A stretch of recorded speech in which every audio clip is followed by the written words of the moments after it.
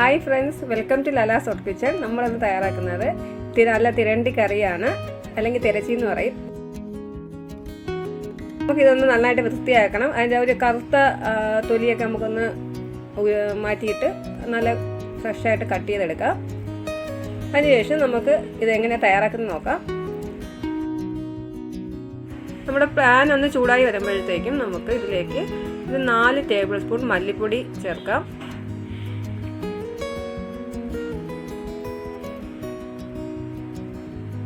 ഇനി നമുക്ക് ഒരു 3 ടേബിൾ സ്പൂൺ മുളക് പൊടി,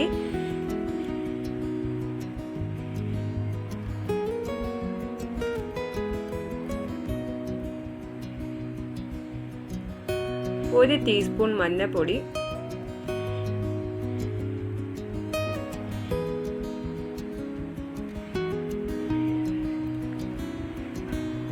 എല്ലാം കൂടെ നമുക്കൊന്ന് ബ്രൗൺ നിറമാവുന്നിടം വരെ ഒന്ന് വറുത്തെടുക്കണം. ലോ ഫ്ലെയിമിലിട്ട് വേണം നമ്മളിത് ചെയ്യാൻ, അല്ലെങ്കിൽ പെട്ടെന്ന് പൊടി കരിഞ്ഞു പോകും.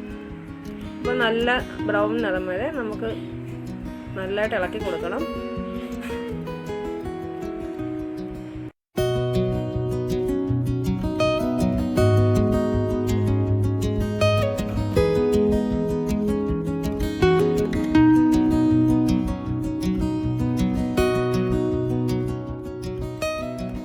നമ്മുടെ മസാലകളെല്ലാം നല്ല ബ്രൗൺ നിറമായിട്ടുണ്ട്. ഈ ഒരു പരുവാകുമ്പോൾ നമുക്ക് ഫ്ലെയിം ഓഫ് ചെയ്യാം, എന്നിട്ടിത് മാറ്റി വയ്ക്കാം.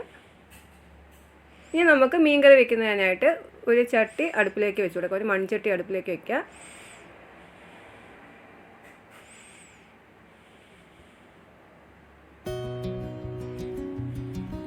മൺചട്ടി ഒന്ന് ചൂടായി വരുമ്പോൾ നമുക്ക് കുറച്ച് വെളിച്ചെണ്ണ ഒഴിച്ചു കൊടുക്കാം.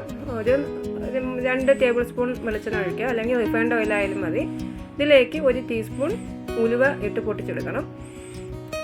ഉലുവ ഒന്ന് പൊട്ടി വരുമ്പോഴത്തേക്കും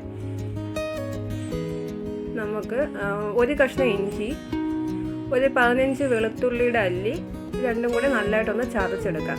എന്നിട്ട് നമുക്ക് ഇത് എണ്ണയിലേക്ക് ആഡ് ചെയ്ത് കൊടുക്കാം.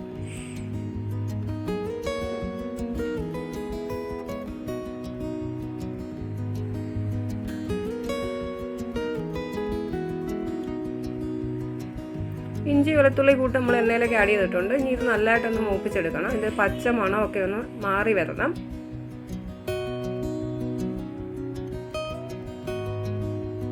നമ്മുടെ ഇഞ്ചിയുടെയും വെളുത്തുള്ളിയുടെയും പച്ച മണമൊക്കെ ഒന്ന് മാറി വന്നിട്ടുണ്ട്.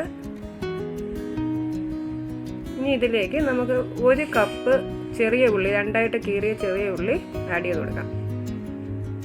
ഈ ചെറിയ ഉള്ളി ഒന്ന് ഒരു ബ്രൗൺ നിറം ആവണ്ട, അതിന് തൊട്ട് മുന്നേ ഉള്ള സ്റ്റേജിൽ നമുക്ക് ബാക്കി ചേരുവ ആഡ് ചെയ്ത് കൊടുക്കാനുള്ളത്.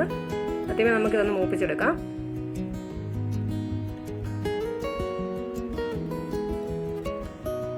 നമ്മുടെ ഉള്ളി ഈ ഒരു പരുവാകുമ്പോഴത്തേക്കും നമ്മൾ നേരത്തെ വറുത്ത് മാറ്റി വെച്ച മസാലക്കൂട്ട് ഇതിലേക്ക് ആഡ് ചെയ്ത് കൊടുക്കാം. നമ്മൾ ഫ്ലെയിം ലോയിലാക്കിയിട്ട് വേണം ഇത് ആഡ് ചെയ്ത് കൊടുക്കാൻ. നന്നായിട്ടൊന്ന് ഇളക്കി കൊടുക്കുക.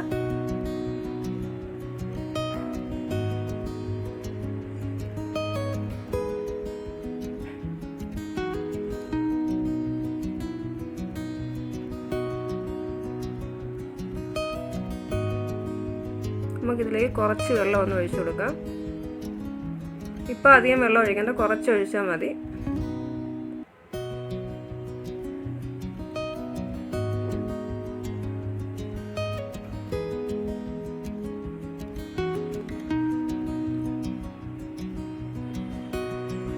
നമുക്ക് ആ കറി ഒന്ന് തിളച്ച് വരുമ്പോഴത്തേക്ക് അതിലേക്ക് നമ്മൾ കുടംപുളിയാണ് ആഡ് ചെയ്യുന്നത്.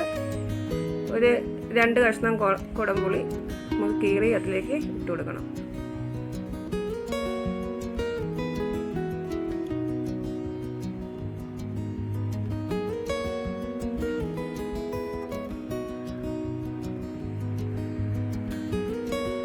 നന്നായിട്ടൊന്ന് ഇളക്കി ആവശ്യത്തിന് ഉപ്പിട്ട് കൊടുക്കാം.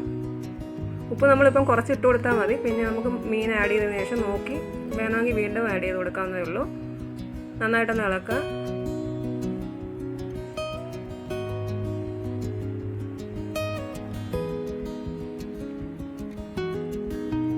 നമുക്ക് മീൻ കഷ്ണമാക്കി വെച്ചിട്ടുള്ളത് അതിനകത്ത് ചേർത്ത് കൊടുക്കാം.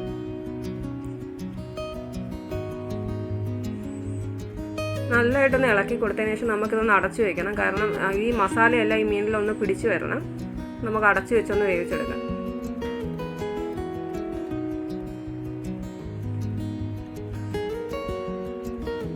ഇപ്പോൾ ഒരു 5 മിനിറ്റ് നമ്മൾ അടച്ചു വെച്ചിരുന്നു. ഇപ്പോൾ അത് നന്നായിട്ട് മസാലയൊക്കെ പിടിച്ചു വന്നിട്ടുണ്ട്.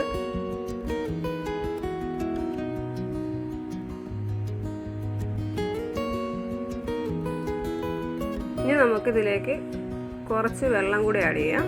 നമ്മൾ കറിക്ക് ആവശ്യത്തിനുള്ള വെള്ളം ഇപ്പോൾ നമ്മൾ ആഡ് ചെയ്യാണ്. എന്നിട്ടൊന്ന് ഇളക്കി ഒന്ന് അടച്ചു വെക്കണം. എന്നിട്ട് ഈ വെള്ളം നല്ല തിളച്ച് വരട്ടെ.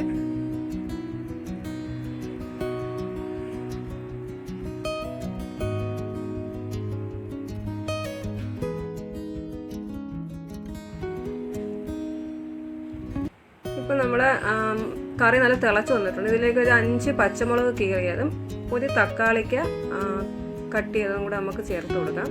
ഇത് ഒരുപാടങ്ങ് ഇളക്കണ്ട, ജസ്റ്റ് ഒന്ന് ഇളക്കി നമുക്ക് അടച്ചു വെച്ച് കൊടുക്കാം.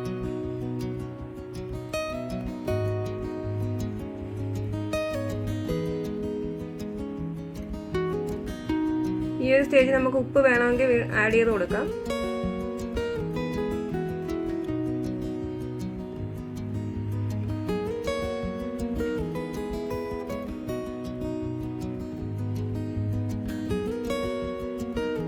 അങ്ങനെ നമ്മുടെ തിരച്ചിക്കറി നല്ല റെഡി ആയിട്ടുണ്ട്. നല്ല തിളച്ച് നല്ല പരുവത്തിൽ എത്തിയിട്ടുണ്ട്. നമുക്ക് കറി ആവശ്യമില്ലെങ്കിൽ ഈ സമയത്ത് കുറച്ചുകൂടെ വറ്റിച്ചെടുക്കാം. ഇപ്പോൾ ഒരു കറക്റ്റ് പരുവത്തിൽ കിട്ടിയിട്ടുണ്ട്. അങ്ങനെ നമ്മുടെ നാടൻ തേങ്ങയൊന്നും വറുത്തരയ്ക്കാത്ത നല്ല നാടൻ തിരണ്ടി കറി റെഡി ആയിട്ടുണ്ട്. എല്ലാവരും ട്രൈ ചെയ്ത് നോക്കണം. ഇഷ്ടപ്പെട്ടായിരുന്ന ലൈക്ക് ചെയ്യുക, സബ് ചെയ്യുക, കമൻറ്റ് ചെയ്യുക. Bye from Lala's hot kitchen.